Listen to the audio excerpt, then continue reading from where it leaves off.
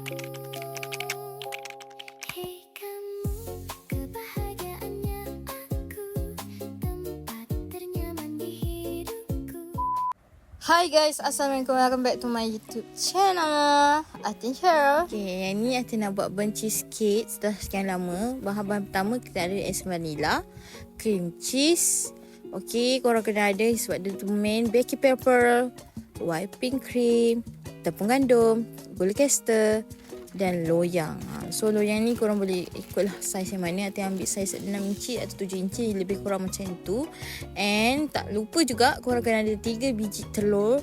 Okay, kita akan guna 2 biji untuk satu lagi biji untuk kuning telur. So Atin rekomenkan untuk korang ada sukatan untuk senang kita nak letak dalam blender. So yang ni Atin beli cream cheese yang panjang. So dia ada sukatan dekat situ and senang kalau korang nak guna. So dia perlukan 250 gram. Okay, 250 gram sahaja.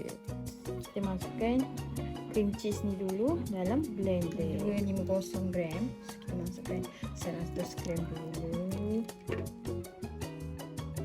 Terus 200. And masukkan lagi 50 gram. 50 gram ni dia agak-agak lah. Okay. Separuh lah. Okay. Lalu dah agak-agak 50 gram je. Okay, kemudian kita masukkan whipping cream. Okay, yang ni whipping cream ni tak kisah korang nak guna brand apa-apa pun, terpulang dekat korang. Okay, yang ni Atin dapat dekat supermarket. Okay, tak silap Atin whipping cream ni tak adalah terlampau mahal sangat. So dia sedap juga. Okay, walaupun kalau korang nak sedap tu yang warna purple tu, yang tu sedap lah. Dia agak pricey sikit. Okay, kotak kecil je korang guna sebab dia nak guna 200 gram saja. Gitu. Tapi kita nak blend dengan bahan-bahan yang lain bersama dengan cream cheese tadi. Kan telur. So yang ni telur, yang ini 2 biji, and satu kuning telur. Okay, untuk telur ni kita masukkan satu persatu masuk dalam blender. Okay, macam cara Atin akan pecahkan tempat lain dulu baru Atin masukkan dalam blender sebab kita nak hati-hatilah supaya tak nak dapat telur yang busuk ke, yang rosak kan. So, better guna cara ni lah. Okay, inilah hasilnya. Kemudian baru kita masukkan satu biji telur kuning. Okay, Atin akan pastikan telur ni dah basuh dululah. And then kalau korang ada tempat telur yang penapis tu kan, korang letak je, ada kat DIY. Sebab kan Atin tak ada, Atin gunalah cara ni. So kita buat cara gitulah. Tadi Atin nak masukkan kuning telur sebiji dan 2 telur. Okay, so jom kita pergi next. Okey, untuk langkah seterusnya kita masukkan esen vanila. Okey, nak bagi wangi, tak nak bagi hanyir telur tu. So, guna satu penutup je.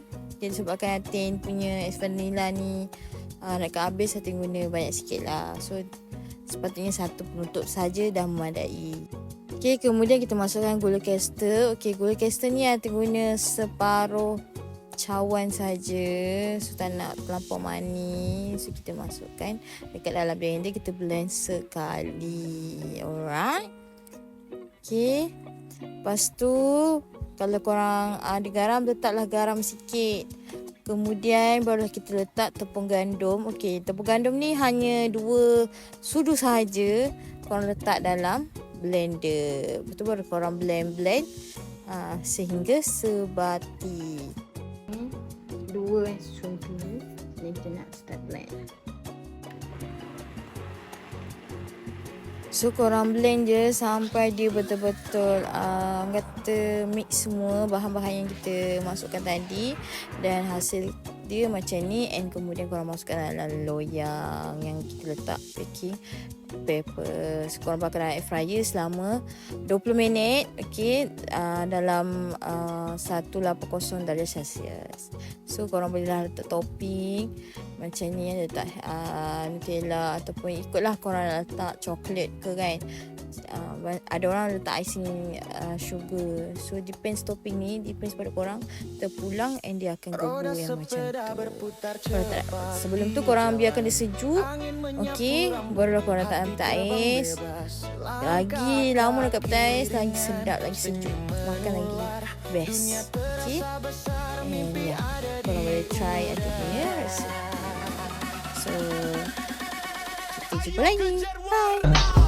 I just had to let you know you're